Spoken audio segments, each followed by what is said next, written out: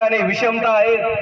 त्या माठाखालून वर्गातले सगळे पोरं त्याला हात लावू शकतात, त्यातलं पाणी पिऊ शकतात, त्या माठाखाली कुत्रे माझे फिरू शकतात, पण माझ्यासारखा मागासवर्गीय आणि त्या काळी दलित म्हणून जागणाऱ्या माणसाला माठाला हात लावता येत नव्हता। त्यावेळी बाबासाहेबांनी लहान असताना विषमतेचा काय केलं, खंडन केलं आणि त्या व्यवस्थेवर मारलेली चपराक होती। हे तुम्हाला आम्हाला कळलं पाहिजे। लहानपणी बाबासाहेबांनी ते करण्यासाठी अनेक प्रश्न केले आणि मग जेव्हा जेव्हा बाबासाहेब मोठे होत गेले, बाबासाहेबाच्या वचनात बुद्ध, कबीर, महात्मा फुले यायला लागले, तेव्हा बाबासाहेबाला कळालं माझ्या समाजाचा, या देशातला माणूस अडाणी आहे, आत्माडी आहे, नांगडा आहे, तो विचार करू शकत नाही, कारण त्याला विचार करण्याची मुभाच नव्हती। मग मला या देशातल्या माणसाला, माझ्या समाजाला विचार करण्यासाठी जर प्रबल बनवायचा असेल, त्याच्यात जर विचार करण्याची कुवत निर्माण करायची असेल, तर सगळ्यात पहिलं आम्ही शिकलं पाहिजे। काय शिकलं पाहिजे?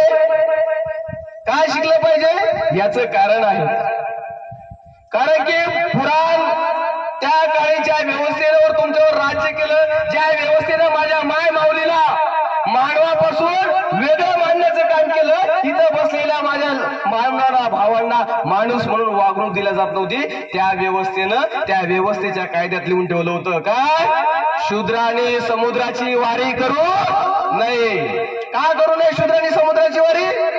कारण आमच्या भारतातला शूद्र समुद्राची वारी अर्थात तो जहाजात बसला, तर जहाजातून बसून जर दुसऱ्या देशात गेला आणि दुसऱ्या देशात गेल्यानंतर जर त्याने अभ्यास केला, तर त्याच्या लक्षात येईल भारत सोडून इतर कोणत्याच देशामध्ये अंधश्रद्धा, रूढी, परंपरा नाही, आणि जो जर बाहेर गेला लागला तर मग या व्यवस्थेला काय होईल, शिरफाड करायला लागेल। म्हणून त्यांनी त्याच्यात लिहून ठेवलं शूद्रांनी काय करू नये, समुद्रवारी करू नये। पण सयाजी गायकवाडांच्या कृपेने, शाहू महाराजांच्या मदतीने या आमच्या बापाने समुद्राची वारी केली, 7 समुद्र पार जाऊन देशाचा अभ्यास केला आणि भारतात आले, आणि भारतात आल्यानंतर त्या मनूचं असं ऑपरेशन केलं, त्या मनूची अशी चिरपाड केली की आज माझ्या मायमावल्या सोनं नाणं घालून या मंडपात बसत आहे।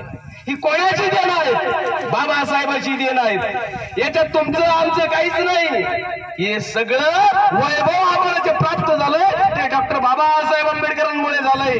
म्हणून बाबासाहेब आंबेडकरांनी 7 समुद्राचा अभ्यास केला, तिथली समता, तिथं माणसात भेद केला जात नाही, मग माझ्या देशात कसा केला जातो हा विचार त्यांनी टिकून शिकून येऊन या व्यवस्थेला चिरफाड करून इथं समता नांदवण्यासाठी प्रयत्न केला, या देशात बंधुभाव आणण्यासाठी प्रयत्न केला, आणि तो बंधुभाव इथल्या 18 जातीच्या समूहाला 26 नोव्हेंबर 1949 ला संविधान देऊन बहाल केला, आणि या देशातल्या प्रत्येक माणसाला माणूस जरी असला पण त्या वागणुकीपासून खरी माणुसकी शिकवायला शिकवलं कोणी असेल तर तुमच्या आमच्या बापानं डॉक्टर बाबासाहेब आंबेडकरांनी शिकवलं। म्हणून